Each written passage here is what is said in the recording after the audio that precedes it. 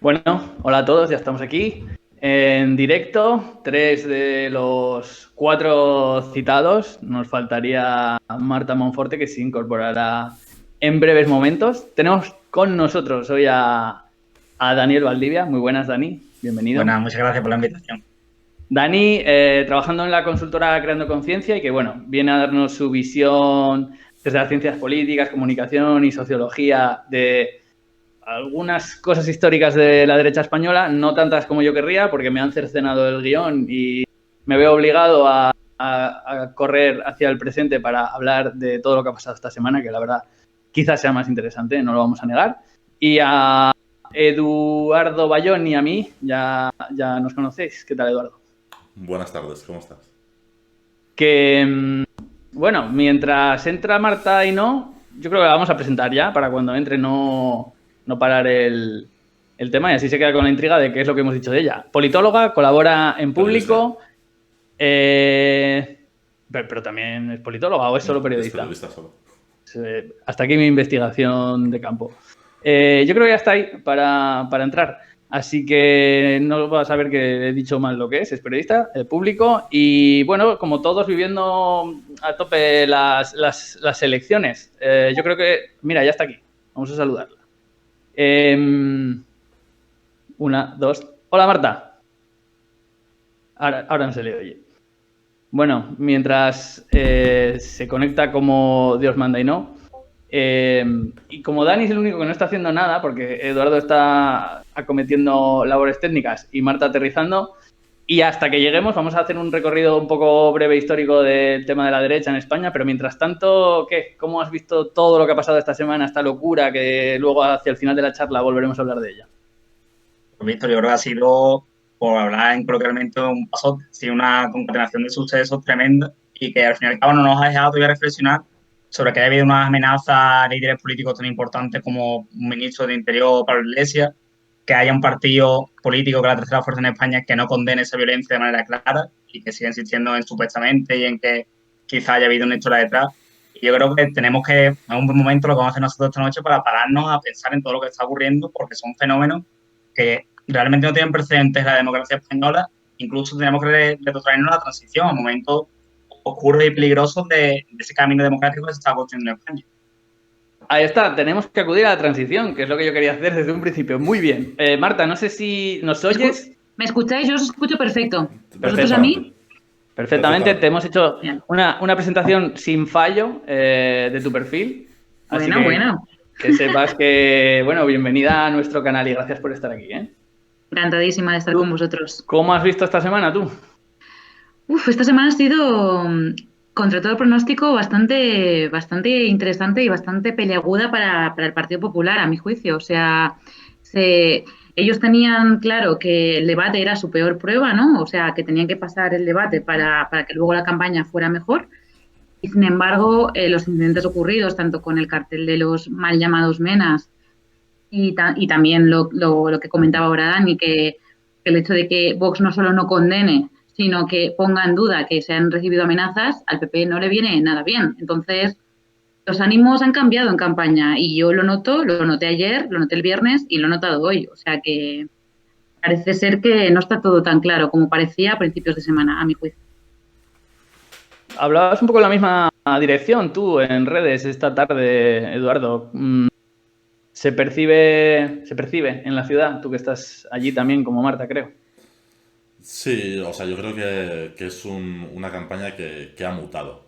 O sea, que luego ya veremos si esto es suficiente como para que haya un vuelco o no, pero creo que la historia de la campaña o la trayectoria de la misma ya es completamente distinta, ¿no? Y un poco lo que decía Marta, el PP tenía una campaña muy cómoda, Ayuso venía colocando sus marcos y el desarrollo de la campaña era todo casi a su dictado o a su guión. Y esto es un cambio bastante importante. Y a mí lo que me ha llamado un poco la atención es su ausencia hasta más de 24 horas hasta el día de hoy. Es cierto que le pilló todo en un debate, además al que no había asistido, como el de la cadena SER, y es cierto también que le convenía no meterse en ese fuego que estaba muy vivo en ese momento, ¿no? Lo que pasa que sí es cierto que el escenario para el Partido Popular yo creo que es bastante más difícil en el sentido de que Vox estaba muy bajo y ahora mismo tiene un protagonismo total en la campaña electoral de Madrid, lo cual es, al final, en transferencia de voto a día de hoy, con la caída de Ciudadanos ya producida, es su principal rival político, ¿no? O su principal competidor, mejor dicho. Y además, esa presencia o hiperpresencia de Vox en la campaña está movilizando a la izquierda. Y eso es un poco también lo que yo decía. Yo he percibido desde el viernes en las campañas electorales de los partidos de izquierda, la gente además con la que se trata o que se acerca a las campañas y a los puestos de los partidos, bastante más movilizados y sobre todo motivados, ¿no? Pero como digo, también queda más de una semana y habrá que ver el recorrido que tiene esta situación y si finalmente da para un vuelco. Más allá también de lo que comentaba Dani un poco de la situación bochornosa que estamos viviendo, pues con todas las líneas cruzadas por parte de Vox, porque yo creo que estaban desesperados por hacerse hueco, porque al final la competición electoral yo creo que en este caso ha sido muy determinante para las estrategias de los partidos. Si Vox hubiese estado mucho más alto o fuerte en Madrid, la estrategia hubiese sido otra, no hubiese sido esta desesperada. Bueno, yo creo que, como decía Dani, es interesante plantearse también cómo hemos llegado hasta aquí, también al hilo del título de la emisión, que es Derecha en España, vuelta o no a la Casa Común del PP. Claro, que, bueno, os comentaba antes off the record que a mí me interesa hacer una pequeña introducción comentando que mi campo personal, que es la historia, ya en los últimos meses hay una discusión bastante potente en torno al famoso siglo XIX español, si hay muchos clichés, si no lo hay, si en realidad se parece un poco más de lo que creemos al de algunos países de nuestro entorno, pero yo creo que donde desde luego hay una excepcionalidad es en la pervivencia de la dictadura franquista y bueno, en esa transición que se dio de una forma diferente a la de otros países. Quería preguntaros a raíz de esto, ¿hasta qué punto eso ha producido una excepción en el panorama político español y de la derecha española? ¿Hay grandes diferencias en la derecha española a raíz de esta evolución histórica? ¿O creéis que en realidad hay una similitud y que de nuevo es un poco un cliché como al que me refería del siglo XIX? Creo que podemos mantener el mismo orden con el que empezamos. Para no alterarlo, le damos la palabra a Dani y vamos rotando.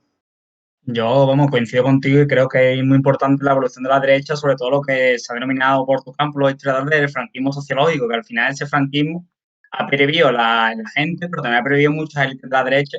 Y en estos momentos yo creo que cuando más se nota que ese franquismo asoma y cobra fuerza, porque volviendo a lo que comentábamos al inicio, creo que unas amenazas en democracia me extrañaría mucho no ver a Merkel, a Macron, a líderes de la derecha europea o del centro derecha, no condenando actos como lo que ha ocurrido esta semana con Pablo Iglesias, Marlaska y demás. Yo creo que eso es algo súper importante. Y también otro punto, que ahora no sé si estáis activo en Twitter esta tarde, hemos visto lo del rompe tu voto, esa visión antipolítica de la democracia. Es decir, vamos a intentar que la gente no vote, vamos a intentar que la gente no participe y sobre todo intentar que la gente no le interese la democracia, no se movilice. Y yo creo que eso es algo que se está viendo muy claro, no solo en Vox, sino también en el Partido Popular, en esa forma de entender las campañas, vamos, incluso poniendo una fecha electoral un martes, que eso es algo que no había ocurrido en España en años y en décadas, es algo que realmente nos sorprende porque siempre se ve teniendo la democracia con el rito del voto como algo festivo y algo que había que proteger. Y yo creo que esos son dos puntos muy importantes que perviven en la actualidad y que yo creo que deberían atemorizarnos no solo de aquí el 4 de mayo, sino de cara al futuro. Porque estamos viendo que las reglas básicas del juego democrático en España, que como un más y un menos, con decisiones como esta o el terrorismo ultraderecha de la transición, se habían respetado durante más de 40 años y vemos que esas reglas comunes se están rompiendo. Y yo asisto con preocupación a ese debate, Víctor, y creo que hace mucha falta que de las ciencias sociales, sobre todo de la historiografía, pongamos los puntos sobre las i en lo que ha sido la derecha española tradicionalmente, que ha sido una derecha, yo creo que con mucho campo por crecer en cuanto a la democracia. ¿Cómo lo ves tú en tu caso, Marta? Yo creo que, bueno, que habéis dado los dos en la tecla. Yo nada más, yo llevo como unos 3 añitos cubriendo al Partido Popular, que me parece un partido muy interesante y creo que es también interesante ver las diferentes posturas que hay dentro del mismo partido y eso también ocurre en otros partidos grandes como el PSOE, quizá menos en Ciudadanos y en Podemos por ser más formaciones más nuevas. Y yo recuerdo que nada más llegar hice un tema que era todas las veces que el PP no ha condenado el franquismo en el Congreso. Y esto hablo del 2018, que no estaba todavía Vox en el panorama, no había tenido otra representación, pero sí que es cierto que ya se estaba viendo que ya se estaban cambiando las dinámicas y que iba cogiendo fuerza. Y esto yo lo he hablado muchas veces con propios dirigentes del Partido Popular y sí que hay sí que ha habido tradicionalmente un cierto temor a hablar claramente de la dictadura de Franco y de lo que ha supuesto para la derecha española desde el propio Partido Popular, teniendo la base de que evidentemente Fraga funda Alianza Popular viniendo de donde viene. Entonces, no os acordaréis seguro todos de las famosas palabras de Pablo Casado, de las que se arrepiente muchísimo, me consta, de la tumba de no sé quién, los abuelos de no sé cuántos. Y ahí eso era una preocupación, o sea, para el Partido Popular nunca ha sido una preocupación porque al fin y al cabo han visto que no por su parte, pero sí por sus propios votantes, hay una cierta nostalgia del franquismo. ¿Qué ha pasado? Que al final Vox ha cogido a ese electorado que es más nostálgico, por así decirlo, que tampoco quiero blanquear la palabra, pero bueno, si ellos la utilizan, y lo ha sabido aprovechar a su favor. Y sí que creo que ahí el Partido Popular no ha sido lo contundente que debería haber sido y eso le ha ido lastrando a lo largo de los años, aunque hayan cambiado los líderes y aunque hayan pasado décadas desde la desaparición. Y claro, ahora tienen un papelón, a mi juicio, porque tienen que verse como una derecha europea que se compara mucho con Merkel, pero a mi juicio no tienen ni punto de comparación porque Merkel hace un cordón sanitario a la extrema derecha que no hace Pablo Casado en este caso, o Ayuso, por supuesto. Edu.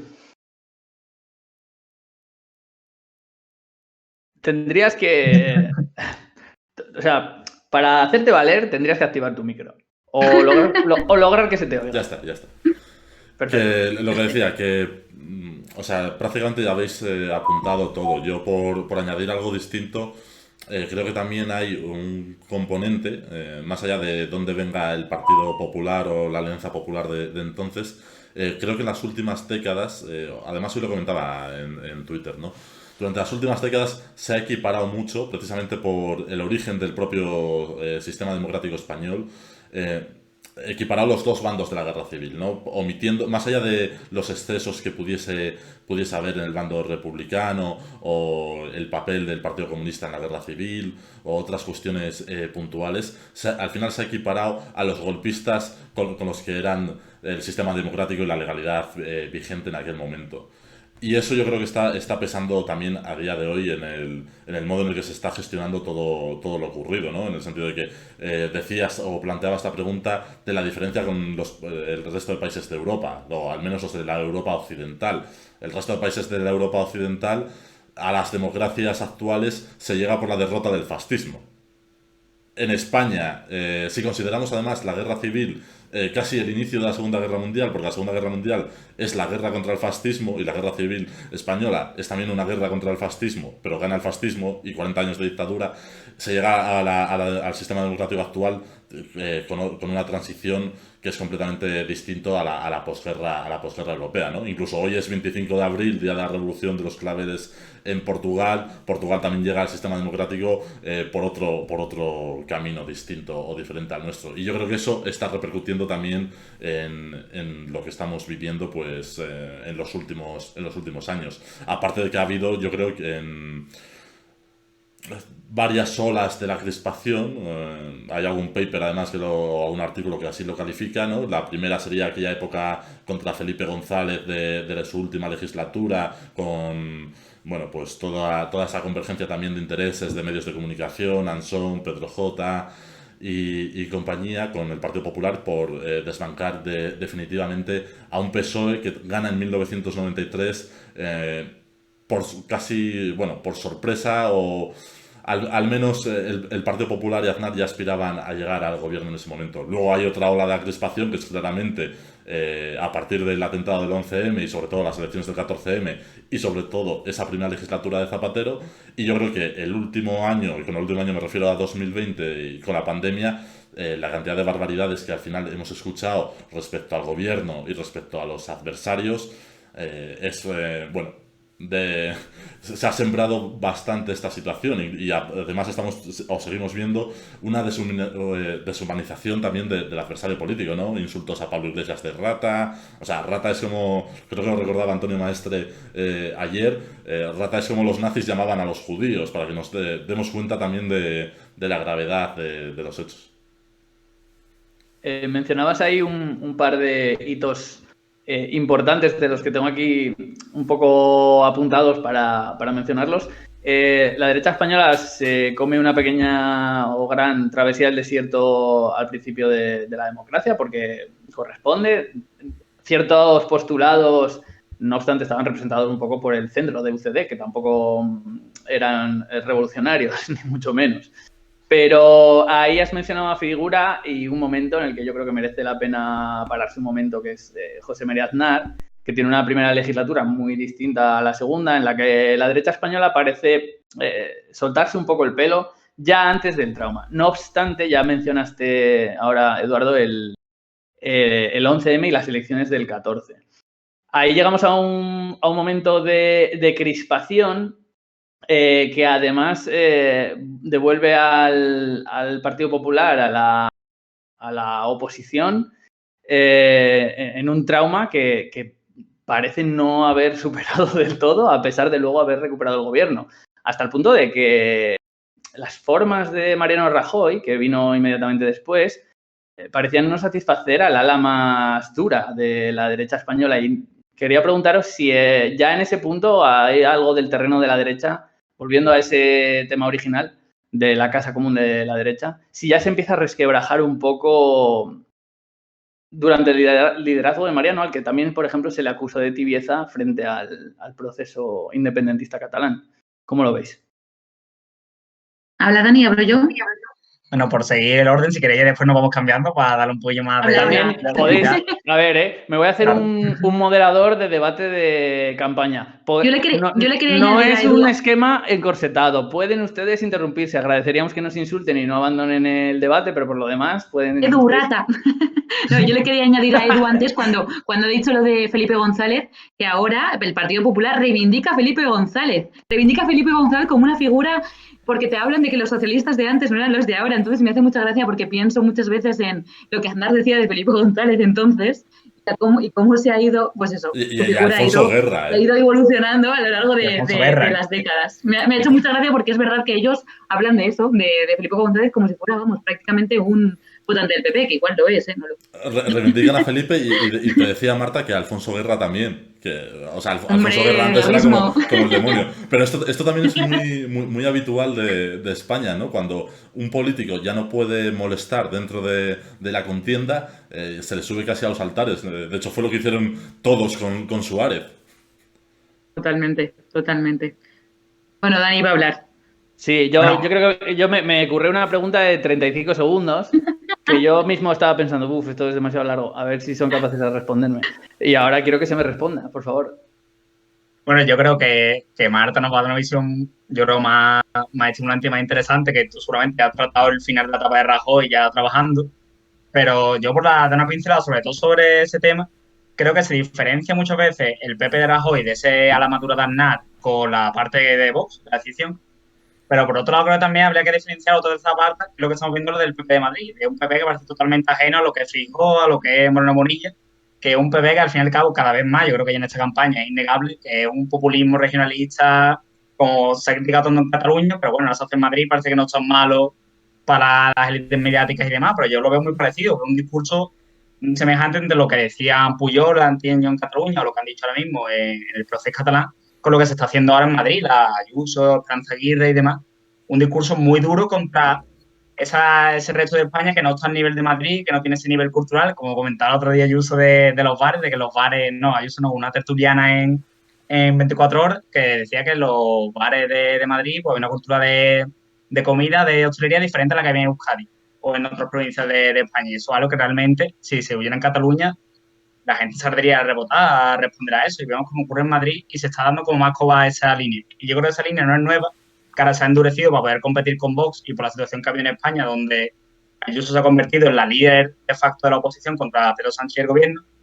Pero creo que esa situación viene de antes y viene ya de los gobiernos de Esperanza Aguirre en Madrid, donde el PP convirtió a Madrid en su feudo, de sus políticas, de su manera de entender España, quizás perdiendo ese arraigo que había mantenido en otras partes del país, como a lo mejor Andalucía o otros territorios.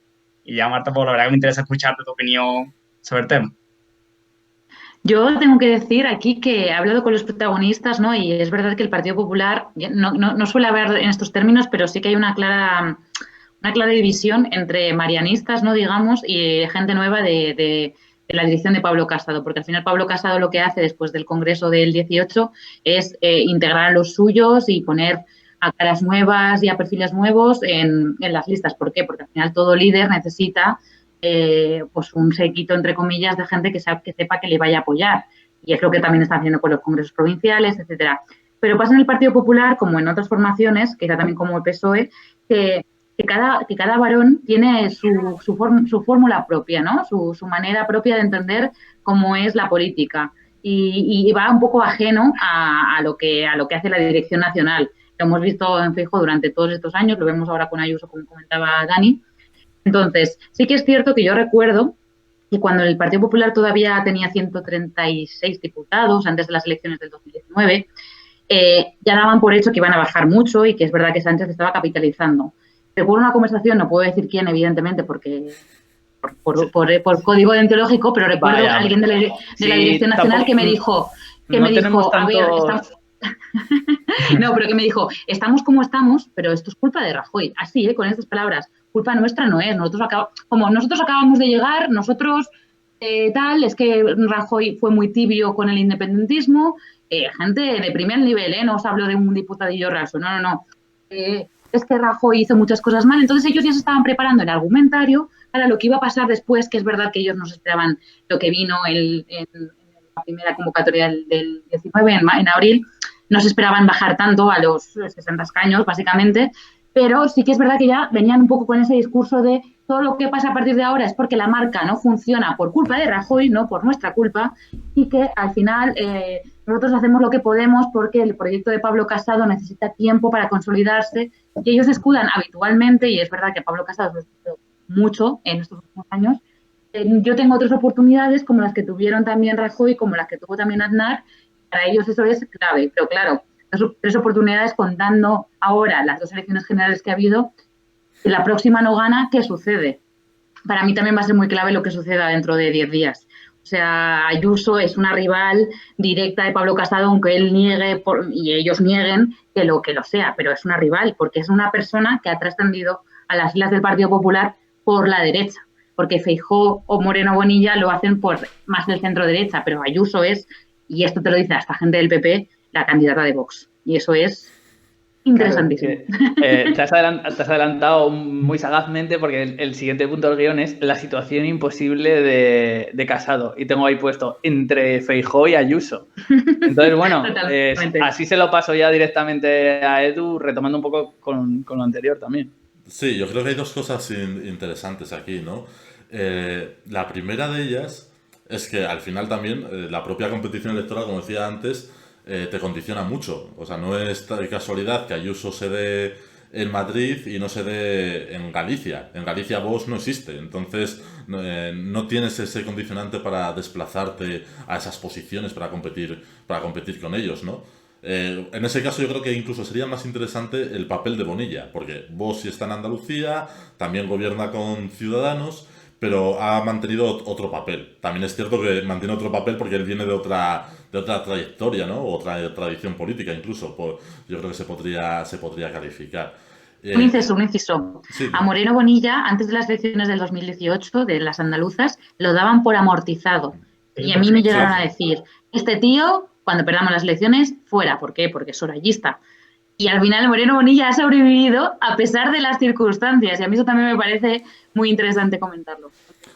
No, nada, es así. Y y también se da otra cosa, que pasaba en el PSOE en 2016, 2017. Aquellos territorios donde el PSOE, Podemos, estaba más alto, los militantes o incluso los dirigentes también eran más propicios a pactar con Podemos. A nivel nacional me refiero. En los territorios donde Podemos estaba más bajo, como las dos Castillas, Extremadura, Andalucía, los dirigentes territoriales a nivel nacional no querían saber nada de Podemos, porque también estaban jugando en su propia lógica, ¿no? Y yo creo que esto le está pasando un poco también al PP respecto a Vox. Y lo otro que quería añadir es que en lo que dicen los dirigentes que comentaba Marta, yo creo que también hay parte de responsabilidad de Rajoy, en el sentido de que evidentemente era el presidente del gobierno, pero creo que ha pesado bastante en cierto electorado de derechas cómo se gestionó el proceso en 2017. Y que mucho de ese electorado que le pareció una respuesta tibia y que además estaba muy indignado con el desafío independentista, es el electorado del PP que se fue a Vox, ¿no? Bueno, ya que está saliendo Vox a colación, yo una de las cosas que quería lanzaros a ver cuál es vuestra opinión es cuál es el principal ingrediente primero de su aparición y luego de su eclosión. Si todo el mundo asume que es el proceso independentista, ¿o creéis que en este recorrido histórico, digamos, de la derecha española había otros motivos que ya podían estar, digamos, soterrados? Porque el manifiesto fundacional de Vox es anterior a la efervescencia, por lo menos, del proceso, y ya citaban algunas de las cuestiones sobre las que luego incidieron. No sé si aún así creéis que sin el proceso, evidentemente, Vox no sería lo mismo, pero ¿hasta qué punto creéis que es el elemento clave de su eclosión, o creéis que hay otros elementos que son importantes? La corrupción, empezamos nosotros para cambiar un poco el orden, si queréis. Marta, venga. Vale. Pensaba que iba a hablar Dani. Pues yo creo que el procés sí que es verdad que ha sido un detonante, pero no creo que haya sido el único. Y cito el ejemplo. Aquí Ciudadanos, que no lo hemos nombrado todavía, también es un actor muy importante en lo que está sucediendo ahora mismo. Porque ¿qué pasa con Ciudadanos? Ciudadanos es la alternativa del Partido Popular cuando al Partido Popular se le tiene como un partido, a mi juicio, muy, muy acosado por la corrupción, que evidentemente es lo que provoca que Rajoy se vaya del gobierno en 2018. Y también está asociado a que el Partido Popular, las siglas ya no les benefician, porque parece que se ha convertido, ¿no?, para ese votante en un partido más viejo, en un partido más tradicionalista, en un partido como que tiene muchos dejes que a la gente que va a votar, a lo mejor, o a gente que está cansada del esquema bipartidista ya no le funciona, ya no le interesa. Entonces, no es que aparezca Ciudadanos, porque Ciudadanos existía en Cataluña desde el año 2006, pero sí que es cierto que ven en Ciudadanos como una alternativa al Partido Popular, y yo creo que también eso es uno de los motivos por los que ellos están ahora como están, porque aunque ellos se vendían como una formación de centro, no lo eran.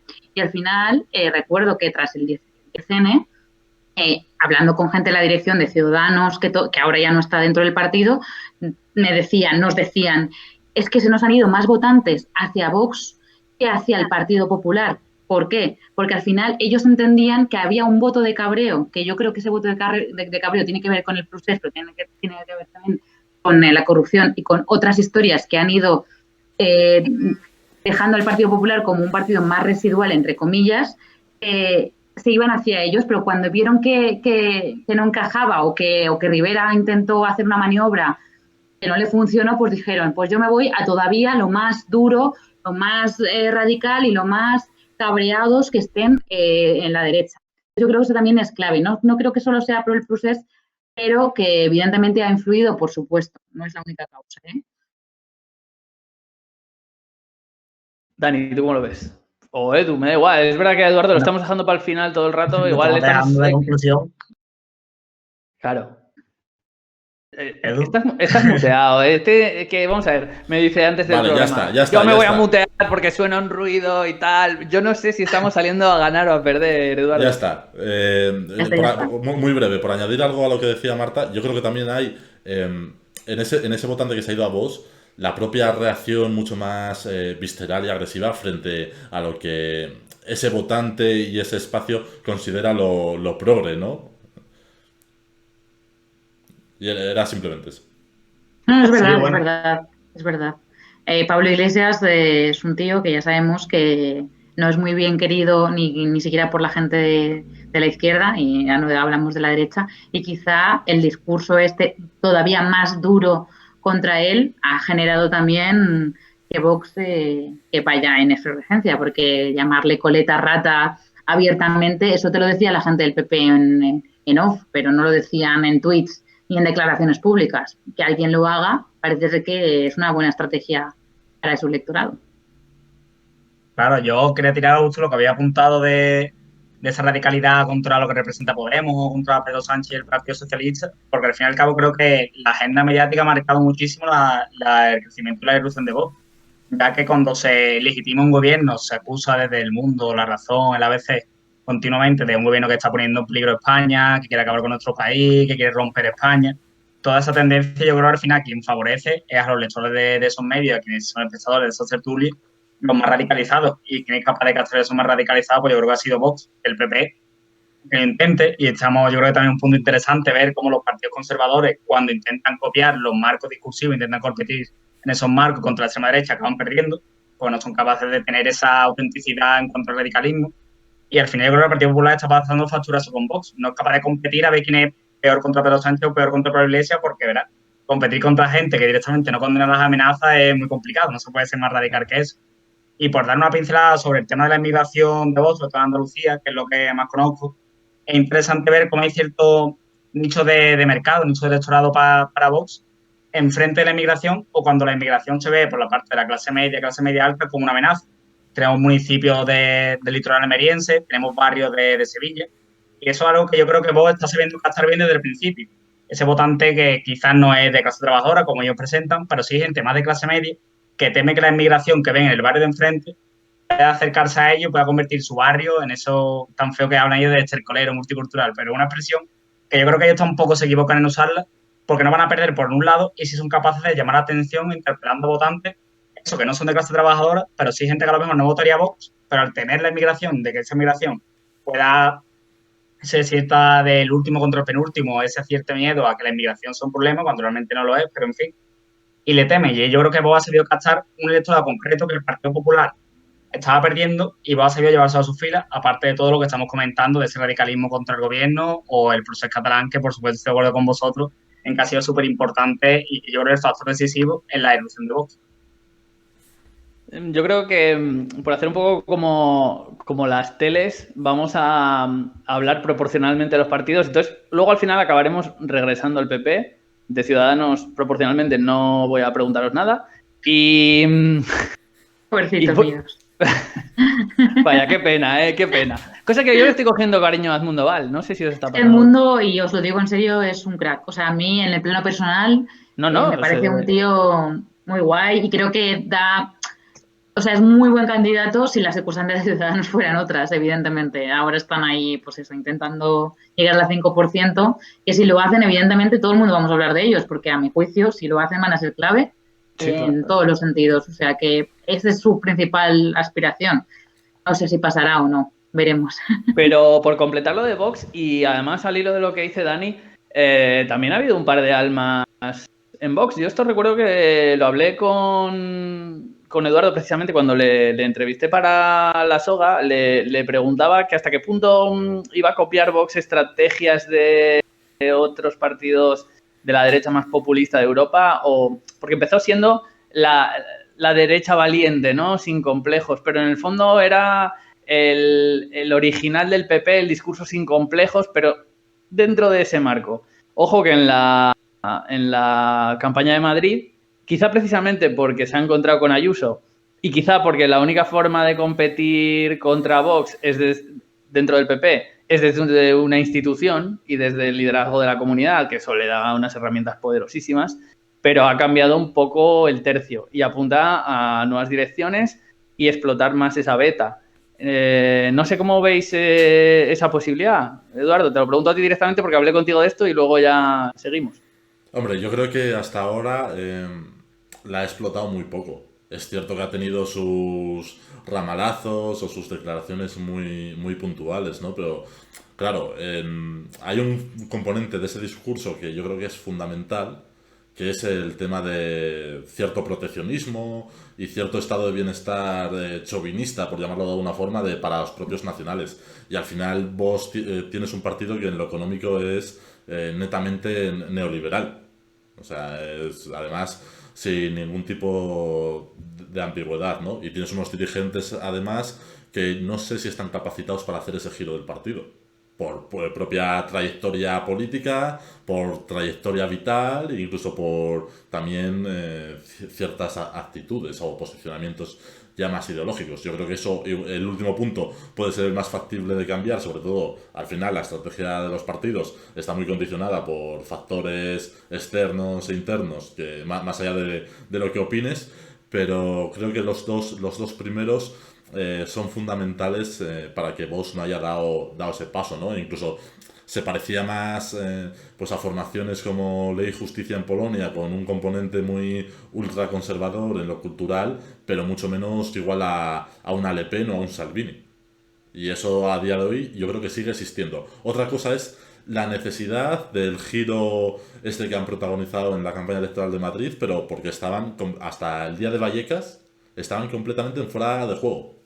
Totalmente desaparecidos de la campaña. Es a partir de lo de Vallecas, el cartel, la participación en el debate de Telemadrid y el debate de Cadena Ser. Hasta entonces estaban ausentes.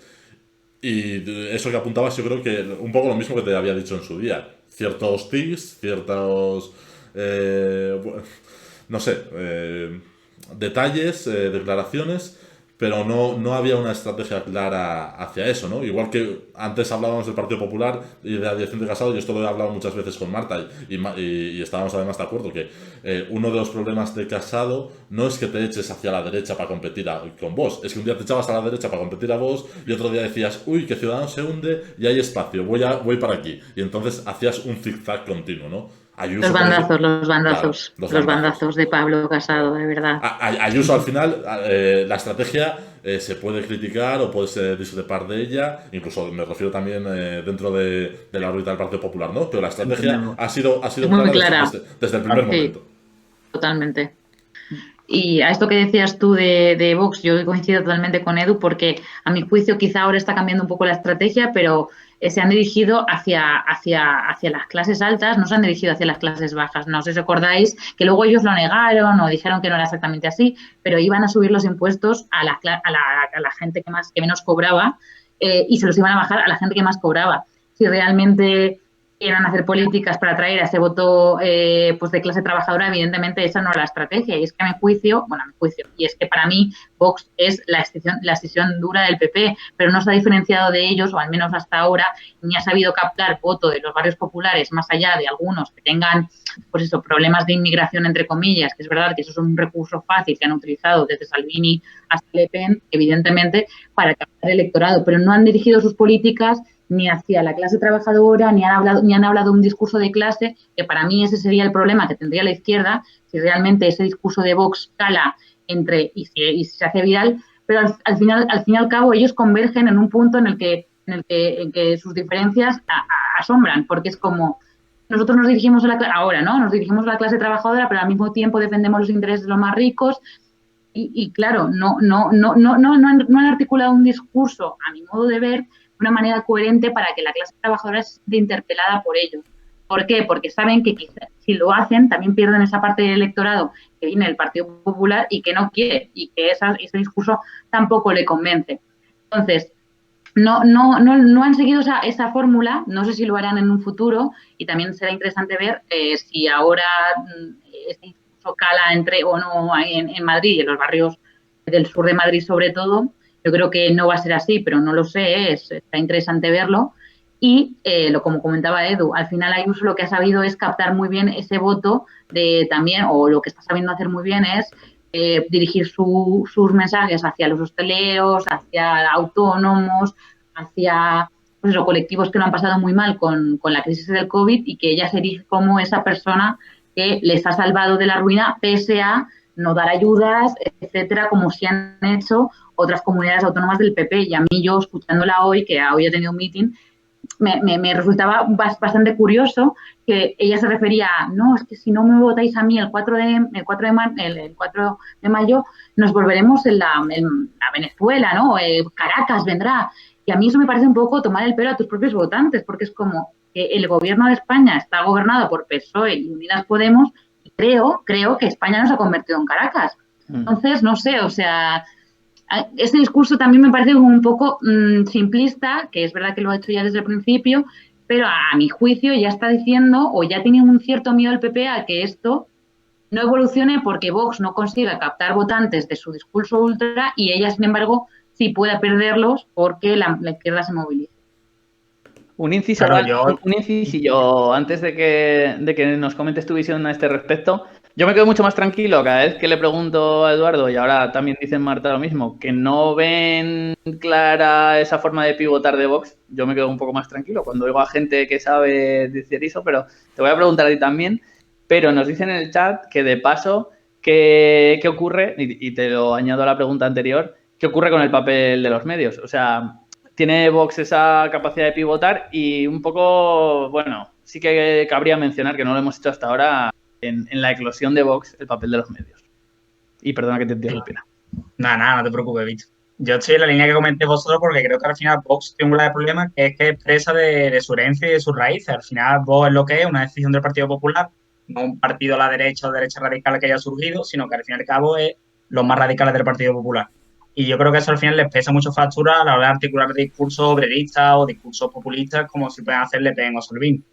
Y yo veo importante lo que comentaba Marta al final de esa derecha latinoamericana clásica de, pues bueno, España va a ser Venezuela, porque yo creo que también es una de las cosas que condiciona mucho a Vox. Al fin y al cabo, le cuesta más pivotar porque no es una derecha tan europea, sino que tiene muchos tintes, sobre todo Monasterio, exiliada cubana, exiliada o fugada, como queramos decirlo, que tiene esa cosa de ser presa de haber vivido las revoluciones en Latinoamérica y estar atrapado en esa herencia y no son capaces de articular un discurso que yo creo que coincidimos que sería muy peligroso para la democracia en España y el que sería realmente que le podría dar condiciones de victoria electorales, que sería ese discurso de los barrios populares. Y lo que comenta de los medios, Víctor, pues que estoy totalmente de acuerdo y muy preocupado por el papel de los medios de comunicación en España, porque creo que no está compensada lo que es la agenda mediática con lo que es la opinión pública, lo que piensa el electorado. Si siempre que hay elecciones en España, o habitualmente que hay elecciones en España, vemos una 50-50 o 50-55 entre izquierda y derecha, no puede ser que los medios de comunicación sea un 80 derecha o un 20 izquierda. Y yo creo que es un grave problema. Quizá un problema que se puede ir solucionando con espacios como este, Twitch, que permiten que gente de centro izquierda o de centro o de izquierda puedan articular sus propias tertulias, sus espacios de opinión pública. Pero lo que vemos no puede ser que la televisión, la mayoría de tertulias sean muy orientadas a la derecha, que la prensa sea muy orientada a la derecha, y ya no orientada a la derecha o a la izquierda, que al final si tuviéramos derecha e izquierda plenamente democrática, no habría problema. El problema es que no se condene de medios de comunicación o directamente se ignore amenazas de muerte, como hemos visto esta semana. Edu creo que puso un Twitter el viernes o el sábado con las portadas de los periódicos y directamente ni se mencionaba. Yo es que no imagino que estaba un error que cometemos mucho de compararnos con Europa. Pero es que no imagino en Francia o en Alemania que las principales cabeceras mediáticas no publiquen, no te digo en portada, que aparezca en el periódico que ha habido unas amenazas de muerte tan graves como han ocurrido en España. A mí es lo que me inquieta y creo que nos debería preocupar a todos, ya no seamos de izquierda o de derecha, sino a todos los que nos consideramos demócratas y queremos que este país pues tenga una normalidad cotidiana y que podamos ir tirando hacia adelante. Resulta sorprendente, Marta, tú que estás en medios, que algunos no se bajan de la burra ni con lo que ha pasado esta semana. O sea, no, supongo que influye que estemos en campaña. Quizás si esto no hubiera pasado en campaña, la reacción sería otra, pero sorprende.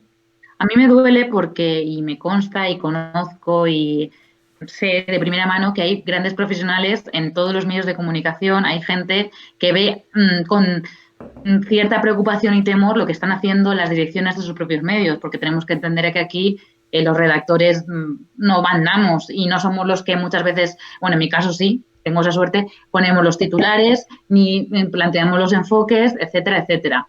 Entonces, a mí me duele porque sé que de verdad que hay gente muy comprometida y somos más los periodistas, de verdad lo creo, que hacemos bien nuestro trabajo, contrastamos, etcétera, etcétera. Pero al final, a mí sí que me preocupa que el periodista que destaca o la persona que destaca dentro de estos medios de comunicación es el que dice mentiras, es el que manipula y es el que sale en televisión a decir todo eso para generar un clima de polarización todavía más, basándose en manipulaciones o ni siquiera algo tan básico como verificar fuentes, porque a mí me llega una información y yo lo primero que hago es preguntar al partido afectado y preguntar, ¿no?, si hay dos partes, a ambas partes. Eso es lo básico que tienes que hacer cuando eres periodista.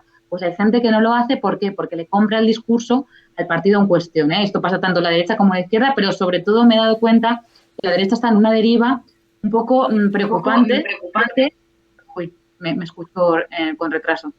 Ahora ya está. que al final lo que hace es lastrar al periodismo y meternos a todos en el mismo saco, que no es justo, pero que al final los discursos que más se visibilizan y se ven son los de Eduardo Inda, que no se le puede llamar, a mi juicio, periodista, y otros tertulianos de otra gente que aparece habitualmente en televisión y son los que al final tienen más foco y a los que escucha la mayoría de la gente, porque aunque el periodismo digital o el periodismo, pues eso, de redes cada vez está en un auge, evidentemente no toda la población lo consume. Entonces, se genera una sensación de que estamos desinformados, porque es cierto, y nadie le para los pies porque hay cierto corporativismo, que yo no soy nada corporativista, la verdad, y que a veces, si es mentira, tendríamos que salir y decir, es que no es cierto, es que esto no es así, o tú no has hecho esto, o sea, no has hecho todos los pasos que deberías haber hecho para confirmar una información, pero claro, no sé si esto es una quimera o... Quizá no, supongo que no debería de serlo, ese es uno de los problemas. Eduardo, ¿tú cómo ves todo este asunto? El factor medios de comunicación en la eclosión de Vox, y casi que como ya estoy empezando a añadir preguntas unas a otras. Una cosa que también te pregunté alguna vez, un factor que quizá existe de bloqueo de ese cambio de estrategia de Vox, aunque no tendrían por qué asumir el paquete completo, es el euroescepticismo, que ya alguna vez tenemos hablado, que quizá en España no tenga el mismo recorrido que en otros países. Pero no te olvides de los medios, que hay que dar un poco de estopa. De hecho, sobre los medios, hay una pregunta en el chat, si consideramos que hay una sensación de, una vez que se ha dado por amortizado a Ciudadanos, si se potencia o se da más protagonismo a Vox, a los medios de comunicación. Yo no sé si hasta el punto de potenciar, pero que se le da más cancha, yo creo que sí, ¿no? O sea, y sobre todo seguramente en el último año, a raíz, yo creo que eso sí fue uno de los objetivos conseguidos de la moción de censura que presentaron. Yo creo que a partir de ahí sí había, o sí hay bastante más protagonismo. No obstante, yo creo que también, ¿no?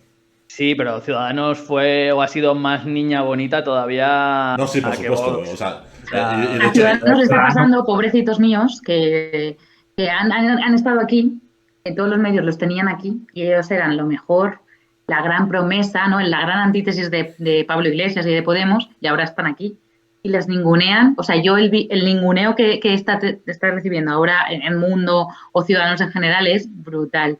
Pero claro, a mí me hace gracia porque Albert Rivera se quejaba de esto en su libro, cuando se fue, es que los medios me ningunearon, ya, amigo, pero es que los medios también te pusieron aquí.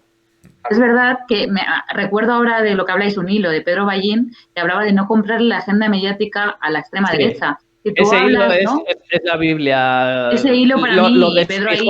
Pedro, vuelve a fijar ese hilo, por favor. No, y es verdad que ahí, toda la razón, cuando los medios hablan de ocupación, como si la ocupación en España fuera un problema que afecta, no sé, al 20% de la población, por decir algo, y no afecta ni al 0,0x%, o cuando se habla de la inmigración ilegal como una cosa que va a colapsar España por culpa de los migrantes, que lo solo hacen, a mi juicio, que buscan nuevas alternativas fuera de sus países, ya tienen suficientemente faena como para que nosotros lo pongamos más difícil. Pues evidentemente, si compras esa agenda mediática y hablas de ello como si fuera algo habitual y como si fuera un problema, evidentemente esto da pie a que formaciones como Vox lo utilicen en su beneficio. Y ya no necesitas poner a Ortega Smith o a Abascal en pantalla, sino hablar de las cuestiones que ellos ponen sobre la mesa como si fueran problemas y no mencionar el paro juvenil o cuestiones que sí que realmente, no sé, afectan a los jóvenes o a la ciudadanía en muchísima mayor medida, ¿no?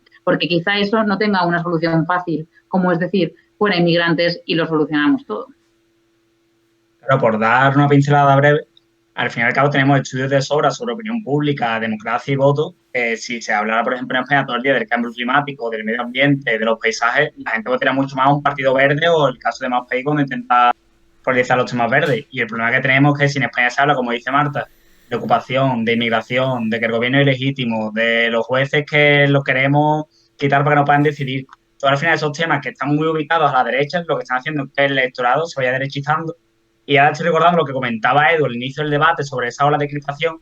Y también tenemos literatura de eso en España, que vimos como la opinión mediática, lo que es la agenda mediática, ya como eligió presidente Aznar en el 93. Lo que pasa es que la gente pues siguió votando a Felipe González, pero ya la agenda de los medios estaba mucho más derechizada de lo que el electorado en ese momento quería. Y ahora yo creo que estamos asistiendo a un escenario similar que esperemos, ya que sea gobierno de derecha, sea gobierno de izquierda, pero que no desemboque en una radicalización y en una polarización de la sociedad mayor de la que aún tenemos.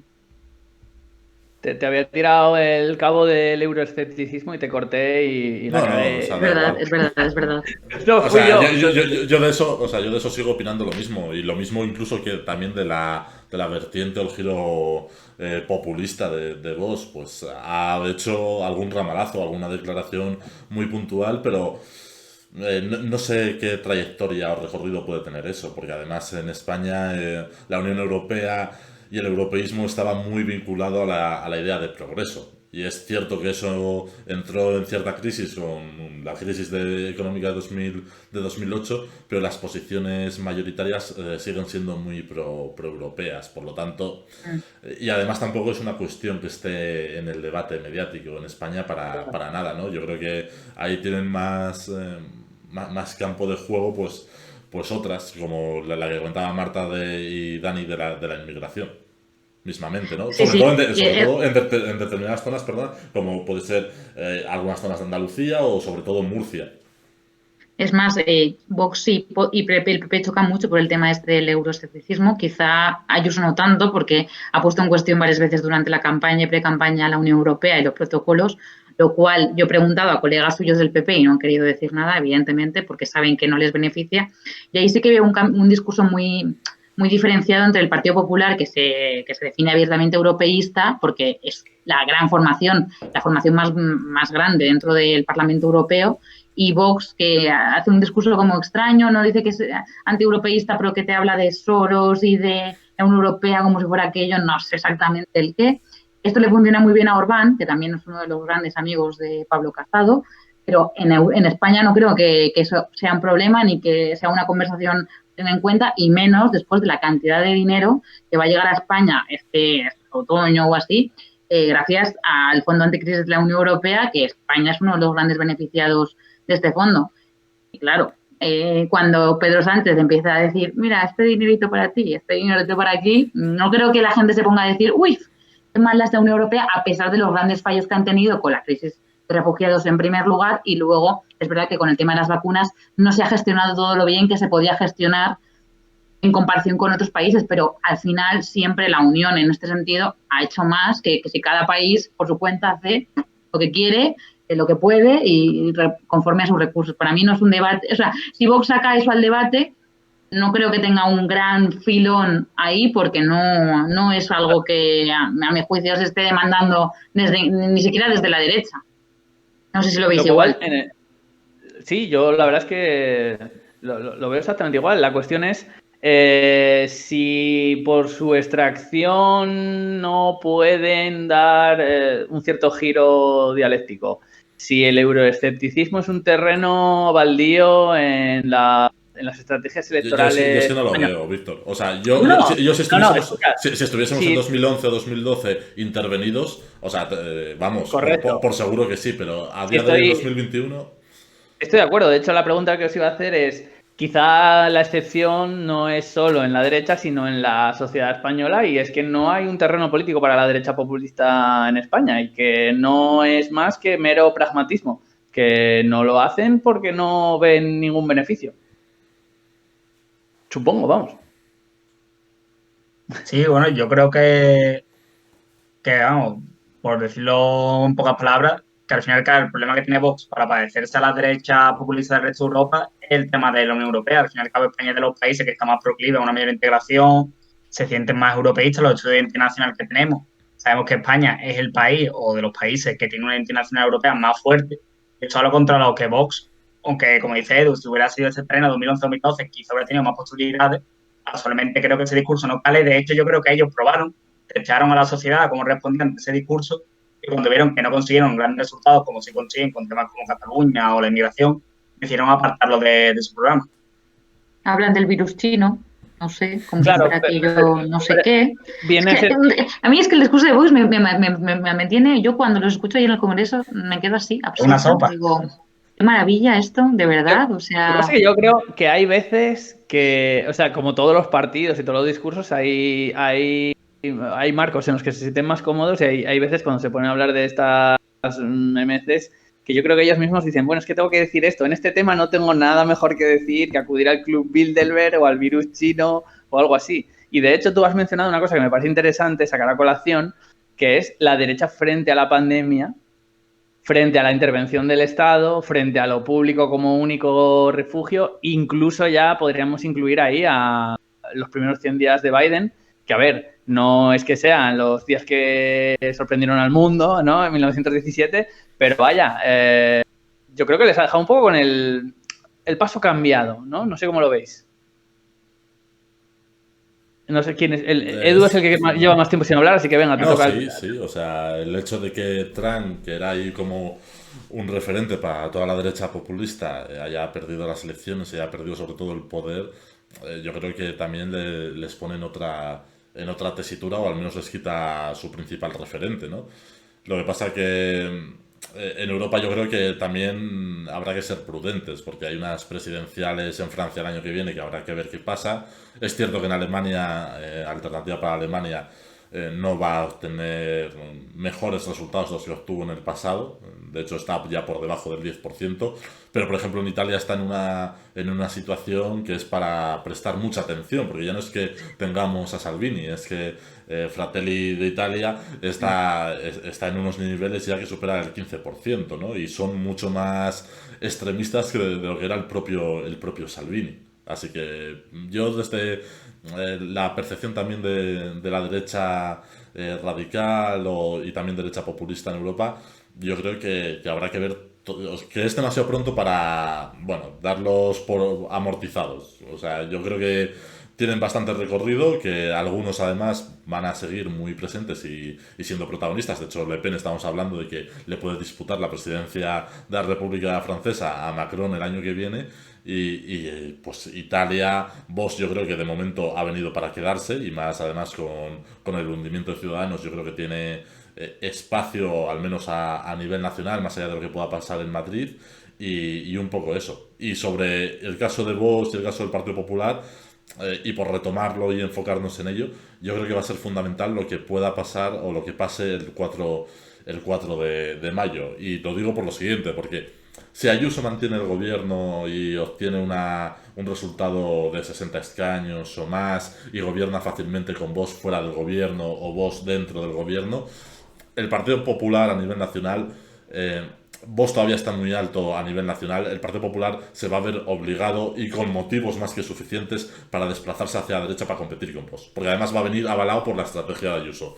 Si Ayuso cae, el giro precisamente puede ir a la contra, aunque Vox a nivel nacional siga muy presente. Y además puede venir a la contra, y no solo a la contra, sino que además en la campaña de Madrid Vox se está radicalizando y desplazándose incluso más hacia la extrema derecha, lo cual también requiere, yo creo que tiempo de progresión para ver qué repercusiones tiene, porque precisamente los datos que estábamos teniendo es que a nivel nacional Vox estaba haciendo todo lo contrario, no digo de estrategia política ni de discurso, sino que en espacio electoral de votantes estaba ganando terreno en el centro derecha. Yo aquí tengo que decir una cosa sobre Biden, que al final leía el otro día leía un titular que me parecía buenísimo, no me acuerdo en qué medio, si no lo diría, que era, no hay nada mejor que ser moderado para hacer medidas radicales o extremistas, en el Confidencial de González Ferri fue y me pareció buenísimo porque al final Biden, que es el candidato al que apoyaban todos los partidos, menos Vox, Partido Popular, el Partido Socialista, Podemos, es verdad que a lo mejor no lo decía tan evidentemente, pero bueno, sí que había una consigna muy clara contra Trump, ¿no? lo cual es lógico. Pero, o sea, las medidas que está instalando Biden en Estados Unidos, ¿no? Estos primeros días de mandato, semanas, tal, es precisamente una política de subir los impuestos a las rentas más altas. Bueno, lo mismo que dice el Fondo Monetario Internacional, que no es ninguna locura. Lo que pasa es que, claro, en España se da un fenómeno que yo no sé si pasa en otros países, quizás sí, no conozco tanto la realidad de otros países más allá de Francia, que es donde estoy viviendo un tiempo y sí, ahí sí que entiendo más cómo funciona la política. Es como, si lo hacen fuera de España, todo es maravilloso, pero si lo hacen el gobierno de España, o sea, el comunismo, no sé, Cuba, Venezuela, etcétera, cuando en realidad es una tendencia que hay que poner en contexto y que creo que la Unión Europea aquí ha sabido leer muy bien cuál ha tenido que ser la respuesta a la crisis, que no es la misma de 2008, evidentemente, y es otra radicalmente distinta de apoyar a los gobiernos, inyectar dinero, un perfil más como más solidario, más socio, no sé si a llamarlo socioliberal o socialdemócrata, no sé cómo calificarlo, pero que es verdad que al final la receta no está siendo la misma y sin embargo para el Partido Popular o para Vox o para la derecha, no sé, parece que la pandemia ha sido como cuanto más restricciones, peor. No se trata de cuanto más restricciones, peor. Las restricciones, ningún dirigente quiere poner restricciones a sus propias comunidades porque sabe que es algo perjudicial. Lo hacen porque creen que es lo que se necesita, ¿no? En este momento y lo más adecuado para combatir pues tanto el virus como hacer una suerte de equilibrio. Madrid ahí ha ido por su cuenta, por sus propios medios, ¿no? Sola, porque esto no lo ha firmado ni Galicia, ni Andalucía, ni siquiera Murcia, nadie más que Ayuso, y ella ha hecho una bandera con eso. Pero eso es una bandera de la derecha, no sé yo hasta qué punto, o es una bandera de Ayuso. Tengo ahí mis dudas, la verdad. No sé qué hubiera hecho Pablo Casado dentro del gobierno, si hubiera gobernado él. Yo creo que lo de la derecha de Ayuso, Marta, sobre todo, a mi modo de ver, es que ha sido más una cuestión táctica, de decir, ¿cómo puedo confrontar con el gobierno, con Pedro Sánchez? Que más que realmente ellos piensen que están en contra de restricciones o lo que sea, porque aquí, por ejemplo, en Andalucía, Moreno Bonilla está manteniendo la restricción entre las provincias, cuando ya mucha gente quemada y la gente está muy castigada de no poder ir a la playa, de no poder ver a tus familiares, y aún así él ha continuado manteniéndolo semanas y semanas más. Yo, al fin y al cabo, María y Ayuso han visto la oportunidad de decir, ¿con qué podemos confrontar con el gobierno? Y obviamente cuando la gente está cansada de no poder cenar tarde, no poder irte de fiesta, pues la manera más sencilla, pues populismo, simplemente. Coger, radicalizar las medidas totalmente. Y abanderar esa lucha. Yo creo que al fin y al cabo es simplemente, pues son tácticas de estrategia comunicativa y que no va detrás de ninguna de estas, porque yo creo que si Pablo Casado hubiera gobernado, hubiera tomado las mismas medidas que Sánchez. Quiero pensar eso. Y en cuanto a Biden, por poner una cosa que me parece muy interesante, que decía González Ferri en el artículo del Confidencial, es que ahora lo moderado es subir impuestos y hacer gasto público. Te lo estoy diciendo el FMI, te lo estoy diciendo la Comisión Europea, te lo estoy diciendo el Banco Central. Al final las líneas de lo moderado y lo antisistema ya han cambiado totalmente. Y en el artículo decía, si esto no lo propone Podemos o Syriza en 2014-2015, salimos a la calle porque viene el comunismo y nos van a arrebatar la riqueza. Ya te lo propone Biden y no ocurre nada. Y yo creo que es una buena noticia de que no estamos ante otro consenso nuevo en cuanto a política económica de momento, pero yo creo que con el tiempo, quizás en unos pocos meses, tengamos la suerte de estar ante un consenso de Washington positivo, es decir, más positivo con la gente trabajadora, más positivo con las economías y que sea capaz de frenar la tensión social que está creciendo en la democracia. Una cosa que habría que considerar, 1929, 73, 2008, 2020, Estados Unidos reacciona, esto ya es un mecanismo prácticamente automático, o sea, Estados Unidos hace lo que no se permite en muchos otros lugares hacer y que se considera tremendamente intervencionista en los contextos de crisis, que es una cosa que, bueno, que también habría que comentar. Pero bueno, yo creo que como vamos mezclando constantemente todo lo que tiene que ver con la campaña electoral, con el contexto internacional, y aquí la afición tiene ganas de un poco de mandanga y de irnos ya llevamos 1 hora y algo, así que vamos a ir enfocando el último capítulo, que es la famosa campaña de la que hemos ido hablando a lo largo de toda la emisión. Una cosa que veía que además ponías en redes, Eduardo, era el tema de las transferencias de los votos y tú los tienes más trabajados, los datos. Entiendo que entre bloques no hay transferencia de votos. Me fijé especialmente en el caso de Ciudadanos, que es un poco el objetivo, ¿no? La pieza a cobrarse por parte de Gabilondo, pero también de Ayuso, en realidad. y me fijé que en realidad su posible transferencia de votos o pérdida de votos iba mayormente para el PP, según los datos, y prácticamente en la misma medida tanto para el PSOE como para Vox. No hay una gran diferencia, con lo cual entiendo que la transferencia entre bloques está prácticamente bloqueada y seguimos en este contexto de bloques, vamos, compactos graníticos. Bueno, había un porcentaje que yo creo que era un poco relevante, pero también por las circunstancias, el tirón de la propia Ayuso, de votantes del PSOE que se iban a Ayuso. O sea, en plan, sí, en plan como en los tiempos del bipartidismo por llamarlo de alguna forma, ¿no?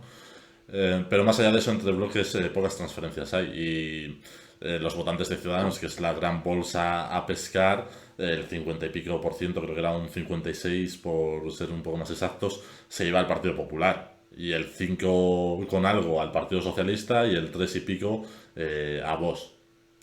Eso también demuestra el tirón de la propia Ayuso. No porque se vayan pocos votantes al Partido Socialista, que yo creo que ya de antemano pocos se iban a ir, porque además Ciudadanos tenía un electorado mucho más escorado a la derecha que el Ciudadanos Nacional. O sea, para que os hagáis una idea, porque yo revisé el dato cuando hice un artículo para Público, el votante de Ciudadanos, el votante de Ciudadanos en mayo de 2019 en Madrid estaba escorado 0,5 en una escala de 10, es decir, medio punto, que es una barbaridad, más a la derecha que el votante nacional de Ciudadanos en noviembre. Es cierto que en noviembre ya hay una caída y quedan los más fieles, pero aún así la diferencia de autoubicación es tremenda, ¿no? Y de ahí también un poco la estrategia del Partido Socialista en un primer momento, que realmente era una tarea bastante difícil. Yo creo que esa estrategia del Partido Socialista iba más en atar a los propios votantes más moderados que en captar incluso votantes de Ciudadanos. Y a día de hoy, pues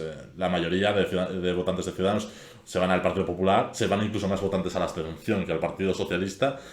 Y venimos de unas elecciones catalanas con sus particularidades también muy vinculadas al tema del proceso, el independentismo y el mal resultado del Partido Popular, donde en Cataluña sí se fueron más votantes de Ciudadanos a Vox que al PP. Pero claro, en una coyuntura también muy particular. El PSOE, porque allí es verdad que el electorado de Ciudadanos era un perfil más de centro-izquierda que lo que es a nivel nacional y lo que es sobre todo en Madrid. En Madrid, y estoy totalmente de acuerdo con Edu, porque eso es como lo perciben los propios dirigentes de Ciudadanos, que ellos siempre repiten insistentemente, yo creo que ahí tienen razón, que su electorado es el menos fiel, porque es como ellos lo dicen, ellos dicen que es el más exigente, ¿no? Como para venderlo de una manera, pues eso, que quede bien, ¿no? Rollo, mis votantes son más exigentes, entonces tenemos que darles tal. Pero en lo que vienen a decir es que evidentemente sus votantes son los que menos fieles son porque a lo mejor es gente que es más bien abstencionista y que quizá en algún momento dijo, pues yo voy a votar a Ciudadanos porque esta cuestión me gusta, porque esta cuestión tal. Pero aquí en Madrid, ellos, ¿por qué dicen que quieren pactar con Ayuso otra vez?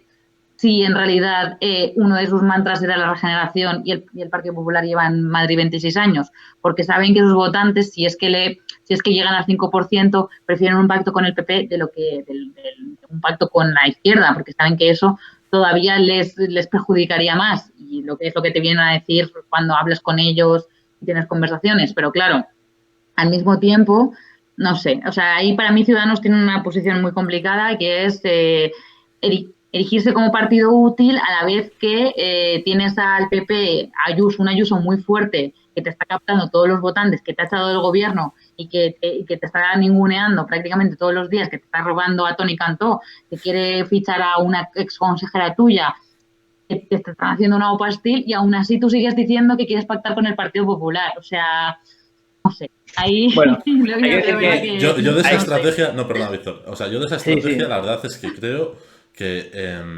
por evidenciar que siguen un poco en ese bloque, se pasan de frenada. Y yo discrepo de esa estrategia porque una cosa es que no quieras perder más votantes por dar un giro muy brusco, igual que la gente piense que puedes pactar con el PSOE, además un PSOE que acabaría pactando con los errejonistas y con Pablo Iglesias. Y otra cosa es que prácticamente durante la campaña electoral no te diferencies nada de Ayuso, que es al final a donde se están yendo todos tus votantes. Y creo es posible que igual se han dado algo de cuenta, porque la intervención de Aguado este día en el meeting sí iba en Ayer, esa, sí. sí iba en esa línea de diferenciación con Ayuso, pero hasta ayer era una cosa que a mí me estaba dejando también A mí un me poco dijeron que asombrado. iban a darle más caña a Vox y al PP un poco esta última semana. Y ellos que a mí me parece lógico, pero a ver si les funciona, que lo que intentan ahora ver, después de lo del debate sobre todo, es madrileño de derechas, vótame a mí, porque si no me votas a mí, Ayuso acabará pactando con Vox, que es muy radical y que es muy no sé qué. Entonces yo creo que ellos intentan apelar ahora a ese votante, lo que pasa es que, o sea, a lo mejor ese votante dice, pues voto a Uy, Ayuso directamente, ¿no? No tengo que votar a ti. No sé, o sea, es que para mí Claro, Ciudadanos los quieren por eso que un... dices, yo le añadiría también un poco de diferenciación respecto a Ayuso, ¿no?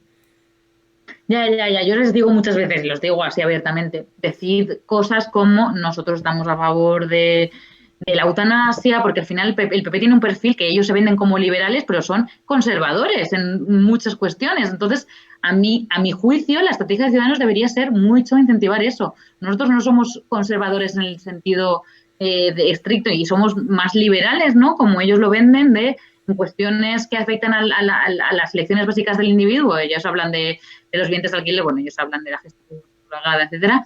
Pues decir, oye, nosotros apelamos aquí a que el individuo decida, etcétera, etcétera, cosa que el PP no hace por su tradición conservadora, porque al final, y el aborto y cuestiones así, ¿no? Que al final eso también repercute negativamente a la imagen del PP a nivel colectivo, porque esas cuestiones se han instaurado muy bien en la sociedad española, no son cuestiones que generen malestar como Y, sucede en otros países y ahí, europeos, ¿no? Quizá. hay un votante además que era votante de Ciudadanos, que no va a votar al Partido Socialista, porque además tiene un modo de vida ya distinto a lo que es el estado de bienestar y la sociedad, que es el votante este que vive en los planes de actuación Las PAU, urbanísticas. Las las FAO, PAU, sí, sí. sí. Exacto. Que, PAU. hombre, yo creo que, al menos mientras el PSOE, además, esté abocado a pactar con Podemos sus posibles gobiernos en casi cualquier sitio, un espacio como que el que ocupó Ciudadanos antes de Colón existe en la política electoral española y si no lo ocupan ellos, si no lo reocupan ellos, lo acabará ocupando otro partido. No sé si el PSOE lo logrará mientras pacte con Podemos o no. Nos preguntan en el chat, me parece interesante. Claro, a Vox y luego ya yo creo que volvemos al PP y hacemos un vaticinio, a ver si acertáis para las elecciones o no, la porra de las elecciones, que de momento le ha venido todo un poco, no digo de cara, pero bueno, digamos que no han tenido grandes dilemas en cuanto a sus estrategias a seguir, ¿no? Entonces, nos preguntaban si habrá, si no hay esas familias, si no pueden tener problemas internos en el momento en el que por fin reciban un primer golpe, que está por ver si es en Madrid, no sé cómo lo veis. Por ejemplo, Dani, ¿tú crees que en este contexto actual, evidentemente parece muy complicado que no lleguen al 5%, yo lo sabréis vosotros mejor, pero lo descartaría en Madrid? Pero si se quedan fuera del gobierno porque no suma a la derecha, ¿está Vox ya al punto de empezar a tener alguna disensión interna? ¿Alguna muestra de disensión interna? ¿O tú crees que todavía están en una fase más inicial de todo este proceso? Yo creo, bueno, antes de eso, la verdad que está aprendiendo mucho con Edu y con Marta aquí de lo que están contando de la campaña, porque son visiones muy cercanas y yo creo que es muy interesante escucharle porque están dando claves, que es lo que decimos antes. Yo creo que los medios de comunicación más seguidos en España no se están dando. Yo creo que es importante que esos discursos se escuchen y que los digamos. Y en cuanto al caso de Vox, yo creo que una visión mía personal, y no puedo basarme en nada, pero creo que si Vox fracasa en darle ese apoyo a Ayuso, en llegar a 68 escaños junto al Partido Popular, que esa cercanía de la agenda mediática, esa simpatía que los medios de comunicación de la derecha están manifestando por Vox, va a cambiar y va a ser otra vez darle mucha cancha al Partido Popular y dejar a Vox un poquito atrás, porque se va a ver que incluso en Madrid, un sistema proporcional, Vox es capaz de sumar con el PP. Entonces, en un sistema como es el de las elecciones nacionales, seguramente la medios de comunicación ocurra como decía Girauta de Ana Patricia Botín, y esos poderes mediáticos le den la espalda a Vox y se centren otra vez en el PP. Más que creo yo que es más importante lo que ocurre dentro de las familias de Vox, que obviamente un varapalo electoral es duro de recibir, pero creo que es más importante lo otro. Claro, yo es que esa pregunta que plantean en el chat, que tiene razón en parte, porque, por ejemplo, dirigentes como Espinosa de los Monteros, al final, de hecho, esto es una cosa que Federico explota alguna que otra vez, ¿no? El matrimonio Espinosa de los Monteros monasterio, para Federico son un par de pijos que nada tiene que ver con el macho alfa de Abascal. Pero más allá de eso, yo lo que me pregunto, y viendo más también algunas salidas que ha habido de Vox en el pasado, es si Vox como partido tiene espacio para ese tipo de pugnas y batallas, ¿no? Incluso un partido mucho más moderado como Ciudadanos no tiene una estructura orgánica para que hubiese existido discrepancia respecto a Rivera, porque no es un partido como por ejemplo el Partido Socialista, donde hay su comité federal y su otro tipo de órganos donde sí hay espacio para el debate. En Ciudadanos, por ejemplo, no lo había. En Podemos ese espacio también se fue diluyendo, y en el caso de Vox, por ejemplo, yo creo que a día de hoy no existe. El espacio se fue, el espacio se fue a secas, más que diluyendo se fue. De todas formas, o sea, no quiero meterme en berenjenales que no tocan, pero bueno. Otro día dilo. Sé polémico. Hacemos uno de la izquierda. Que en Podemos también se dio la ironía de que muchos de los que se quejaron de la propia estructura de Podemos, en cuanto a debate y espacio, eran los propios que lo habían diseñado, que luego se acabaron yendo. Hombre, es que cuando tú nunca te molesta algo más que cuando lo has diseñado tú. Si te sale mal algo que lo has hecho tú, lo sufres muchísimo más, eso es evidente. Bueno, y de vuelta al PP, ya para ir enfocando el final. Cierto, un apunte de lo de Vox, que antes no lo he dicho. La gente del PP dice, y yo creo que ahí tiene razón también, dice, el más normal de Vox es Santiago Abascal. El resto están... Ah, bueno, pero por supuesto. Pero por supuestísimo. Eso yo creo que lo... Pero bueno, porque Santiago Abascal viene de donde viene y al final el PP le tiene cariño. No, y además... Tuvo muchos años en el PP. Se percibe pero claro, dicen, es que una Macarena Olona, un Ortega Smith... Es que este tío hay que analizarlo también, ¿eh? Bueno, Ortega Smith merece un especial. Los Monteros, Rocío Monasterio, es que a ver. Tiene una ventaja Abascal, que es tener un poco de pasado político en una época mucho más normal. Y por otra parte, es como un continente vacío que entendemos los demás que lo van llenando sus estrategas, expertos en comunicación, política, etcétera. Entonces a él le ponen en su póster estilo Reconquista, y tampoco asumes que es que se le ha ocurrido a él. Tú asumes que se le ha ocurrido a todos estos que acabamos de nombrar, que están pasadísimos. Yo creo que es eso un poco, ¿no? ¿O qué? ¿Cómo lo veis? Sí, a mí yo esa impresión que me da. Digo, este hombre, bueno, le dicen, haz esto, haz lo otro. Él hace sus fotos, hace unas flexiones por la mañana y lo que le manden. Es así. Bueno, el PP, a ver, regresamos al PP. ¿Se juega el todo por el todo aquí todo el mundo en el PP o no? El que más se juega para mí no es Ayuso, es Pablo Casado. Pablo Casado se lo juega, el 4M, ojo. O sea, porque Ayuso, imagínate que saca un resultado excelente, unos 60 años, ¿no? Que yo creo que es muy, muy posible que lo saque, pero que al final Vox se diluye o la izquierda se moviliza mucho y al final suma la izquierda, que yo creo, ojo, que es el escenario menos probable. Para mí lo más probable, y creo que todos los estudios lo indican de esa manera, es que sume PP con Vox. Bueno, imaginemos que al final sí que se movilice la izquierda.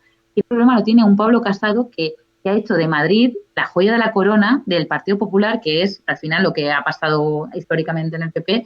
Él salva los muebles el 26M del 2019 gracias a Madrid, gracias a que recupera la alcaldía y gracias a que mantiene la Comunidad de Madrid.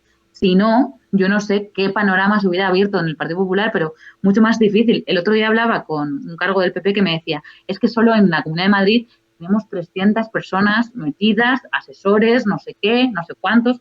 Quedarse sin eso es quedarse sin una estructura muy grande para un Partido Popular que está fuera del resto de... O sea, que tiene 5 autonomías de 17. Quiero decir que tampoco tiene un poder muy grande dentro de España y que no es que controle ni lidere otras estructuras. Entonces, para mí el escenario peor es para Pablo Casado. Para Ayuso, ojo, que esta legislatura, lo hemos dicho, pero hay que decirlo más, 2 años dura, no dura 4.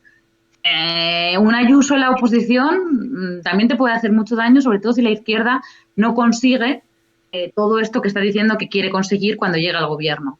Entonces, y viceversa, si gana Ayuso, pero la izquierda tienes ahí machacando todo el tiempo, pasa la pandemia, etcétera, bueno, se abren nuestros escenarios. Entonces, ahí Pablo Casado, a mi juicio, es el que tiene más las de perder y que se puede abrir un cisma interno, y lo hablaremos después del 4M, según lo que suceda. Y si no pasa y gana Ayuso, también tiene un problema, y es que tiene una candidata muy fuerte que consigue atrapar a votantes de Ciudadanos y de Vox en torno a ella, cosa que él no ha podido hacer. Entonces, bueno, veremos. ¿Cuál es el peor escenario para Casado, ya que estamos con él? Perder Madrid es el peor de todos, yo creo, porque me gustan estas perspectivas prosaicas, ¿no? De la política en plan, mira, es que tenemos que pagar estas facturas y aquí no llegamos a fin de mes, esto es un problemón. Y luego cambiaría el panorama de la política nacional, perder Madrid. Pero ganando, Ayuso se convierte en un aspirante a dar el salto ya directamente. Dani, Edu. Yo, bueno, si hubiera en Twitter el botón de retuiteaba a Marta y me quedaba porque yo creo que lo ha explicado perfecto. Y perdón, simplemente apuntar que Casado está como ciudadano. Yo creo que esta es una situación muy comprometida, una encrucijada que tiene difícil salir. Yo creo que pase lo que pase, va a ser malo para él. Obviamente perder es mucho peor por toda la estructura que pierde el Partido Popular, pero si Ayuso gana con 50 escaños, 40 y algo escaños, vale, pero es que Ayuso si gana va a ganar con un resultado estratosférico. Entonces va a ser muy complicado justificar desde los casadistas cómo limita el papel interno de Ayuso, que fue la mayor victoria electoral del PP en tiempos ya del bipartidismo, ya se retrotraernos a 10, 15 años vista. Entonces yo creo que Casado está con un marrón que no me gustaría ser él, la verdad. Duras declaraciones las de que Casado está como ciudadano. Joder, pobre Lo hombre. tiene jodido. Te incorporo una pregunta que lanzan en el chat, Edu, para tu análisis de la situación de Casado, que es verdad que es muy pertinente. Si a Ciudadanos le dará o no le dará. Ya empezamos con los vaticinios, ¿eh? Nos acercamos a la porra. Porque yo creo que casi que si le da a Ciudadanos para tener representación, entonces suma a la derecha, casi seguro. Bueno, ahí te lo lanzo todo. O sea, yo creo que si Ciudadanos entra será una sorpresa mayúscula. A día de hoy es que no hay prácticamente ningún indicio.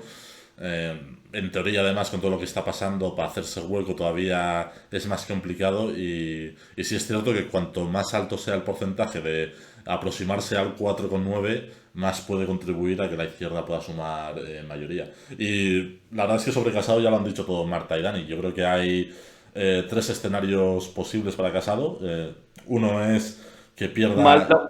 El primero es malo, el segundo es peor y el tercero es catastrófico. No, creo que hay uno que puede ser... Lo peor es que pierda Madrid, lo peor, eso sin duda. Hay uno que creo que puede ser incluso positivo, ¿no? Que es que el primero pasa por la derrota de Ayuso. Sería además nefasto para Casado más que para la propia Ayuso.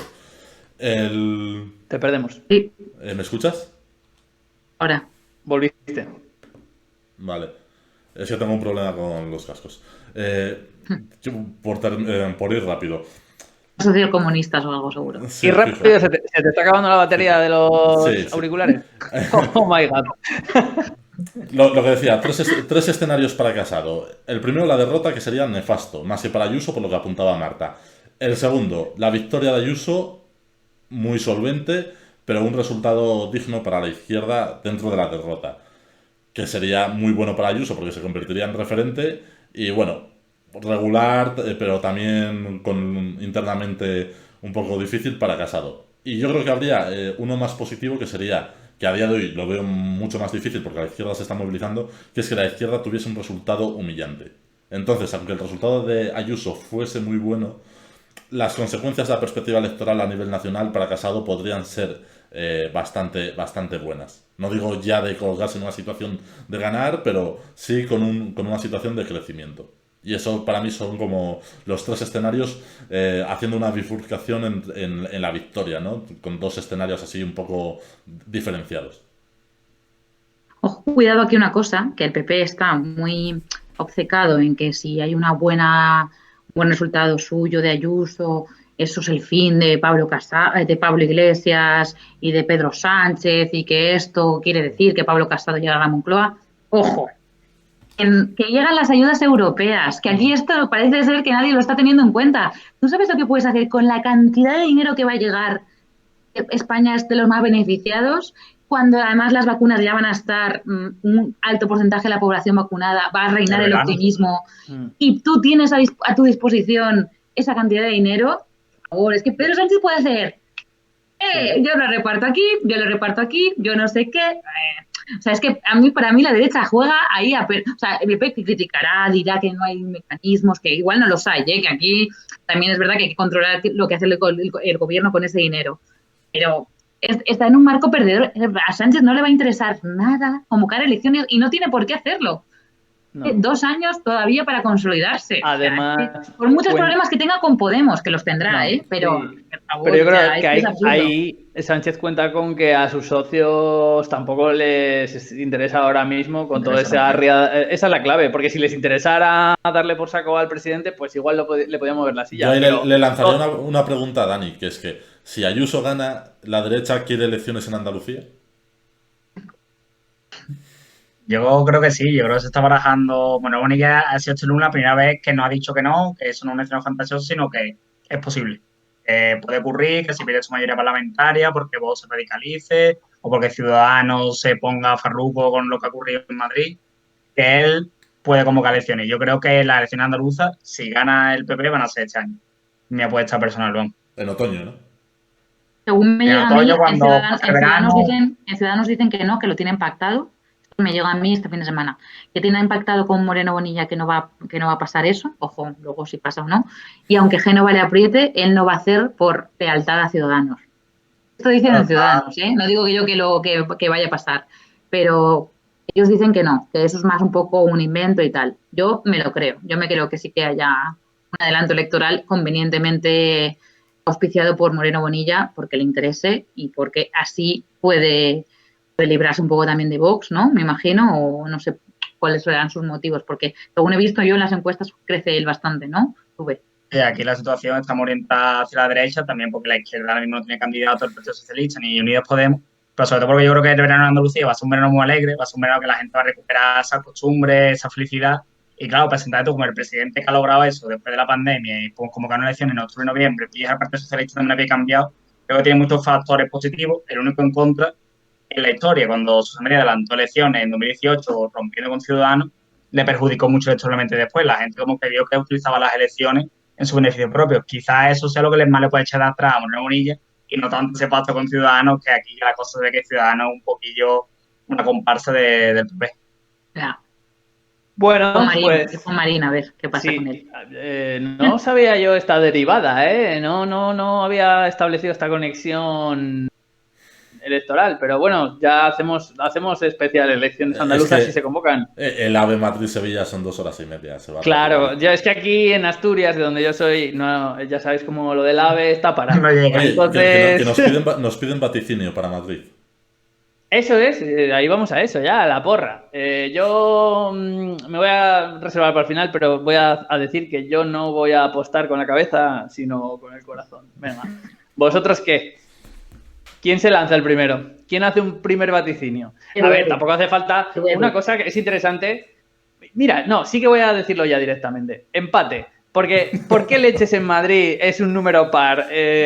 Es que esto, vamos a ver, yo el día que lo vi dije, no puede ser. Es que lo único que le falta a España por vivir en la última década es un empate con los dos bloques ultra polarizados. Que los además... dos en formato bloque nacional más bloque popular, es decir, ahora hay dos alianzas sin fisuras. El empate está ahí. Yo me mojo por el un empate con el que Ayuso podría seguir en funciones 4 años. Porque a ver quién es el guapo que va. Claro, hay que ir a una investidura y perderla. Hostia, explícanos el procedimiento de este técnico. Esto no lo sabía yo. O sea, yo pensaba que si había empate, igual había que volver a votar o algo así. Eso tengo entendido que es lo que, ¿no? Es lo que pasaría. Bueno, cuéntanos tú, Edu, que yo no lo sé tampoco. El plazo empieza a contar a partir de la primera investidura fallida.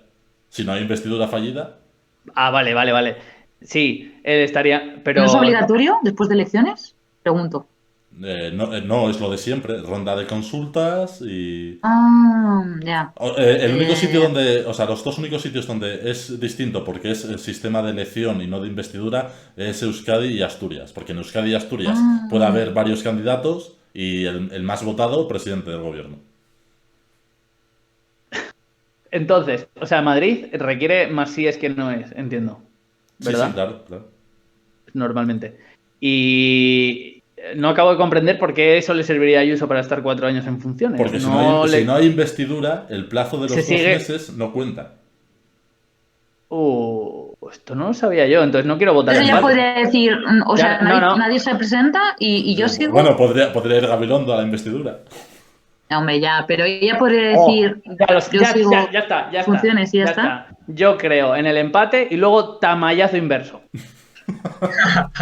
compra de gente de Ciudadanos.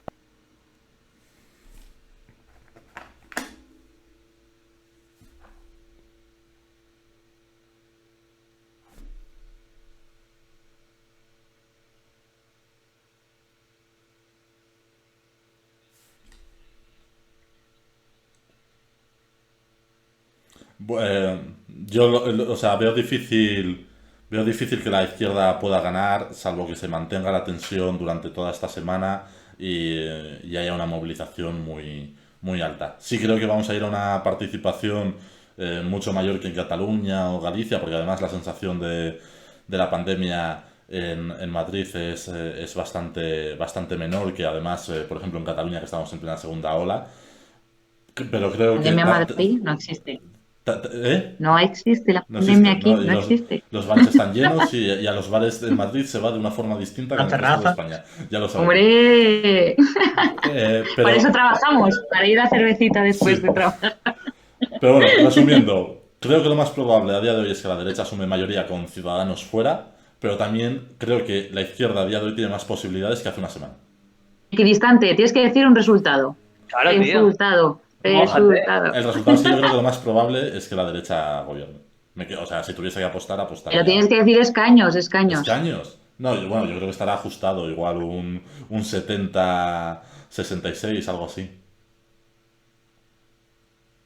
¿Cómo se nota la gente que tiene un prestigio que defender, que hace predicciones más conservadoras que las mías, quizá?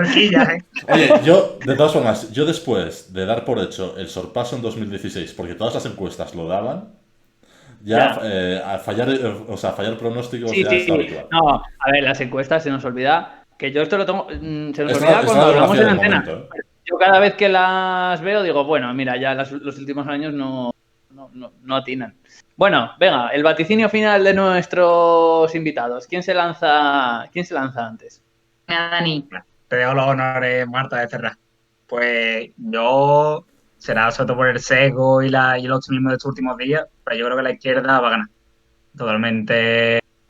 Creo que hay una posibilidad, que obviamente es bastante más difícil y que gane la derecha, pero creo que ahora mismo a lo mejor estamos en un 30 o 35%. Y que quizás vaya más en los últimos días de campaña. Y obviamente si gana la izquierda va a ser un escenario que yo creo será 69-67, súper ajustado. Pero creo que es posible y que es un escenario que si hace 4 días era imposible o impensable, ahora mismo, pues bueno, un tercio. Con un tercio se han conseguido grandes cosas, así que ese es mi apuesta. Marta. Yo me mojo y voy a decir una cosa que nadie está dando. Y yo creo que entra Ciudadanos. Ojo, cuidado. Yo creo que entra. ¿Con una participación alta? Con una participación alta, sí. Porque creo que pueden jugar bien la baza de nosotros somos antídoto contra Vox, contra no sé qué, bla, bla, bla. Creo que puede entrar, venga, lo digo. Y ahí Ciudadanos, no tengo yo tan claro que vaya a decirle sí al PP, veremos ahí a ver qué pasa, porque ellos se quieren meter en el gobierno, no sé si Ayuso los meterá o no los meterá, pero ellos se van a dejar querer. Y ahí puede haber también cuestiones relativas a Iglesias diciendo, venga, yo me bajo porque así Ciudadanos entra o no. Bueno, no lo sé, en realidad. Pero bueno, venga, yo creo que la derecha gana. La derecha gana y puede gobernar Ayuso con Vox. Es cierto que en los últimos años de la política española han enseñado que las predicciones sirven de lo que sirven. Hay 2 cuestiones. La primera, que con todo lo que pasa cada 2 días o cada día, evidentemente las predicciones mañana pueden saltar por los aires. Porque, a ver, bueno, no voy a decir por qué, pero por 1000 millones de cosas que podrían pasar. Y luego, eso se ha comentado, ¿eh? La posibilidad de que no los bloques se disuelvan inmediatamente después de las elecciones y que el gobierno no sea exactamente de una de las dos partes al completo, que evidentemente está ahí. Así que, salvo que alguien quiera añadir algo, todo el mundo va a quedar satisfecho. Ok. Pues nada, muchas gracias por vuestra presencia. Si hay andaluzas, ya está decidido que vamos a volver a hacer el mismo guión, tal cual, pero cambiando Madrid por Andalucía. Y espero que volváis por aquí, ¿vale? Estupendo, gracias. Muchas gracias. Bueno, un placer. Edu, que igual volvemos mañana por aquí. Ah, que quieres hacer los Oscars, vale. Coño, es que Edu está fallos técnicos. A ver, ni confirmamos ni desmentimos que nos queremos plegar a la tiranía de nuestro proveedor de streaming y para hacernos afiliados tengamos que hacer un determinado número de emisiones al mes. Ni lo confirmamos ni lo desmentimos.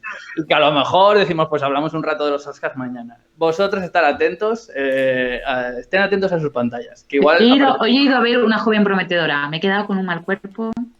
¿Te ha gustado? A mí me gustó. Sí, peliculón, pero me he quedado mal. Porque lo he visto, lo he vivido y me parece muy guay que los tíos sobre todo la vean.